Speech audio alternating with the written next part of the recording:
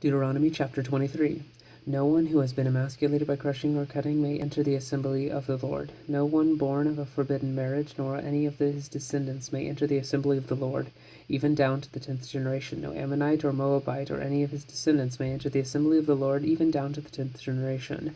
For they did not come to meet you with bread and water on your way when you came out of Egypt. And they hired Balaam, son of Beor, from Pethor in Aram Naharaim, to pronounce a curse on you. However, the Lord your God would not listen to Balaam, but turned the curse into a blessing for you, because the Lord your God loves you. Do not seek a treaty of friendship with them as long as you live. Do not abhor an Edomite, for he is your brother.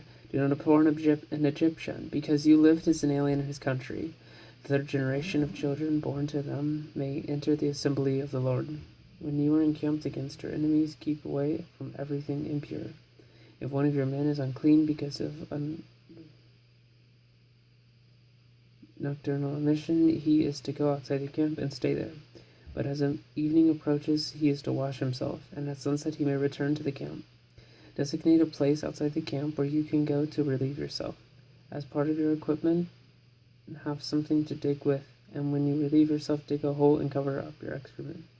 For the Lord your God moves about in your camp to protect you and to deliver your enemies to you. Your camp must be holy, so that he will not see among you anything indecent and turn away from you. If a slave has taken refuge with you, do not hand him over to his master. Let him live among you wherever he likes, and in whatever town he chooses. Do not oppress him. No Israelite man or woman is to become a shrine prostitute. You must not bring the earrings of a female prostitute or a male prostitute into the house of the Lord your God to pay any vow, because the Lord your God detests them both. Do not charge your brother interest, whether on money or food or anything else that may earn interest.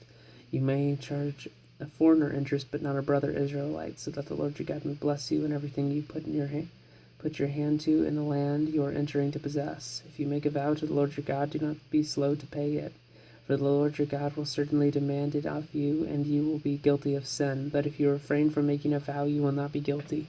Whatever your lips utter, you must be sure to do, because you made your vow freely to the Lord your God with your own mouth. If you enter your neighbor's vineyard, you may eat all the grapes you want, but do not put any in your basket. If you enter your neighbor's grain field, you may pick kernels with your hands, but you must not put a sickle to his standing grain. End of Deuteronomy chapter 23.